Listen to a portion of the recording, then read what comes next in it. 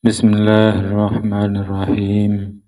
Pada pertemuan kali ini kita akan membahas tentang rukun iman yang keenam, yaitu iman kepada qada dan qadar, atau beriman kepada takdir Allah Subhanahu wa Ta'ala.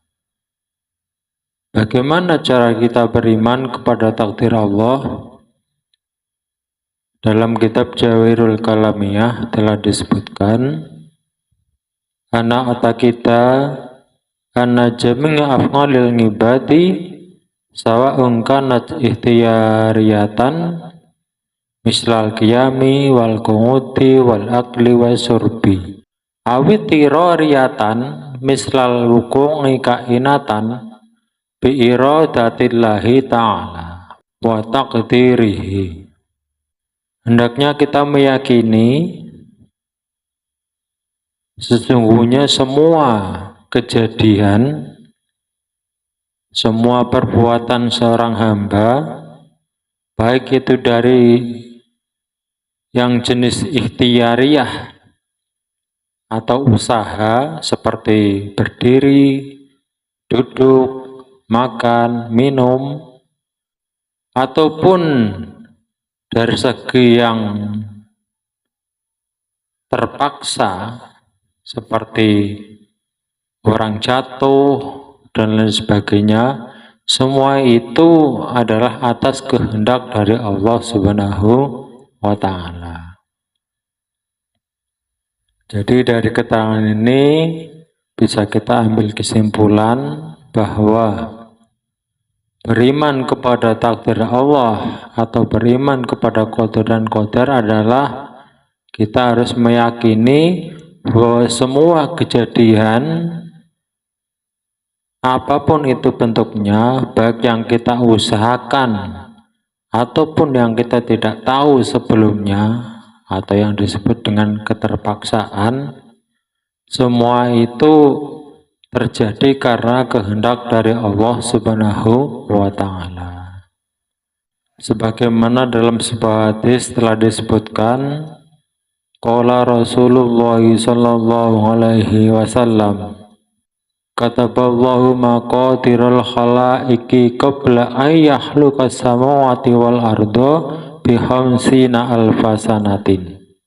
Al-hadis rawahu Muslim. Kanjeng Rasul telah bersabda, Allah telah menetapkan takdir untuk semua makhluk sebelum Allah menciptakan langit dan bumi dengan jarak 50.000 tahun. Hadis ini diriwayatkan oleh Imam Muslim. Jadi Allah telah menetapkan takdir kepada semua makhluk 50.000 tahun sebelum Allah menciptakan langit dan bumi. Jadi sebelum manusia ini ada, bahkan tempat tinggal manusia ini belum ada, langit bumi belum diciptakan, 50.000 tahun sebelumnya Allah sudah menciptakan atau sudah menetapkan takdir-takdir untuk semua makhluk-makhluknya. Ini pemahaman tentang takdir beserta dalilnya. Kemudian setelah kita pelajari lebih jauh masalah yang berhubungan tentang qada dan qadar, maka kita bisa mengambil kesimpulan bahwa qada dan qadar atau takdir itu terbagi menjadi dua atau terdiri dari dua bagian. Yang pertama namanya qada mubrom. Qada mubrom itu adalah yang berada di umul kitab. Kemudian yang kedua adalah qada mu'allaq. Qada mu'allaq itu adalah ketetapan yang ada di Lauhul Mahfuz. Lah apa bedanya takdir mubrom sama takdir mu'allaq? Dalam kitab Tuhfatul Murid, kitab syarah dari Jawharut Tauhid, di situ disebutkan Umul kitabi ay aslul lauhil mahfuti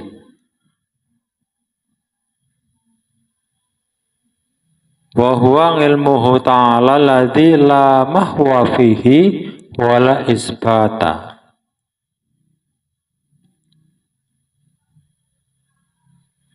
Umul kitab adalah pokoknya dari Lauhul Mahfuz, yaitu ilmunya Allah yang tidak bisa menerima perubahan juga penetapan. Jadi umul kitab ini adalah takdir yang sudah tidak bisa berubah lagi. Liqaulihi ta'ala, berdasarkan firman Allah Subhanahu wa taala, A'udzubillahi minasyaitonirrajim. Ma yubaddalul qawlu ladayya wa ma ana bidzallamin lil 'abid.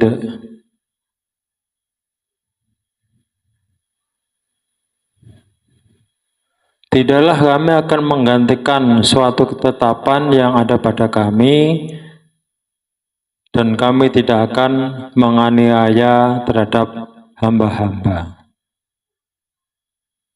Nah, jadi dari firman ini jelas bahwa kalau ketetapan itu sudah berada di umul kitab, maka sudah tidak bisa berubah lagi. Wa amal laful mahfud fal haqqu qabulu ma fihi lil mahwi wal isbati. Dan adapun ketetapan yang ada di laful mahfud, maka menurut perkataan yang benar adalah ketetapan yang masih bisa menerima perubahan juga masih bisa menerima ketetapan. Liqaulihi ta'ala, karena berdasarkan firman Allah Ta'ala, A'udzubillahi minasyaitonirrajim, yamhullahu ma yasha'u wa yusbit. Allah ya. Dan Allah akan merubah terhadap apa yang Dia kehendaki dan juga akan menetapkan. Jadi menurut firman ini bahwa kalau ketetapan itu berada ya di Lauhul Mahfuz, maka itu masih bisa berubah. Jadi keterangan yang ada di kitab Tuhfatul Murid ini itu berdasarkan dua buah firman Allah. Yang pertama dari surat Qaf ayat 29, yang kedua dari surat Ar-Ra'd ayat 39. Jadi intinya dalam kita mengimani kepada takdir Allah, yaitu bahwa semua kejadian yang terjadi itu semua karena kehendak dari Allah Subhanahu wa Ta'ala. Dan takdir itu terdiri dari dua bagian. Yang pertama namanya qada mubrom, yaitu ketetapan yang ada di umul kitab, artinya ketetapan yang tidak akan berubah lagi. Yang kedua qada mu'allaq, yaitu ketetapan yang berada di Lauhul Mahfuz. Nah, ketetapan yang ada di Lauhul Mahfuz ini masih bisa berubah. Nah, karena kita ini tidak tahu, sebagian besar dari kita ini tidak tahu apa yang akan terjadi atau yang akan kita alami di kemudian hari. Apakah takdir kita ini masih bisa berubah apa tidak? Maka kita dianjurkan untuk berusaha, kemudian berikhtiar, kemudian berdoa, baru bertawakal. Bagaimana caranya atau contohnya gimana gitu? Contohnya begini. Kalau ada di antara bapak-bapak atau ibu-ibu yang sakit, maka ya harus berusaha, karena tidak tahu apakah sakitnya itu takdirnya itu masih bisa sembuh atau memang sudah nggak bisa lagi. Karena kita nggak tahu, maka kita harus berusaha. Caranya gimana? Ya berobat, datang kepada dokter, berobat, itu usaha. Lah ikhtiarnya, ya obatnya diminum, itu namanya ikhtiar. Setelah itu baru berdoa, ya Allah, aku sakit sudah berobat sebagai usaha, kemudian aku juga sudah berikhtiar, obatnya aku minum, dan sekarang aku berdoa memohon kepadamu ya Allah, mudah-mudahan segera kau sembuhkan. Amin. Nah kemudian setelah itu baru bertawakal. Nah, jangan dibolak-balik atau jangan diambil yang terakhir saja. Aku tidak mau berusaha, yang penting tawakal, berdoa kepada Allah misalnya. Yaitu sebagian orang memang ada yang kadang-kadang tidak berusaha, berdoa dan bertawakal bisa tercapai apa yang dia maksudkan. Tapi untuk umumnya orang-orang awam seperti kita itu masih perlu usaha, perlu ikhtiar, berdoa dan bertawakal. Mungkin bapak-bapak, ibu-ibu pernah mendengar sebuah cerita dalam hadis Nabi bahwa ketika Nabi datang ke masjid untuk berjamaah, kemudian ada sahabat yang datang di belakangnya, kemudian setelah menaruh untanya, kemudian masuk menemui Kanjeng Nabi. Kemudian Nabi bertanya, wahai sahabatku, apa sudah kau ikat untamu di tempat pengikatan? Maka sahabat Nabi menjawab, tidak ya Rasul, aku punya bertawakal kepada Allah.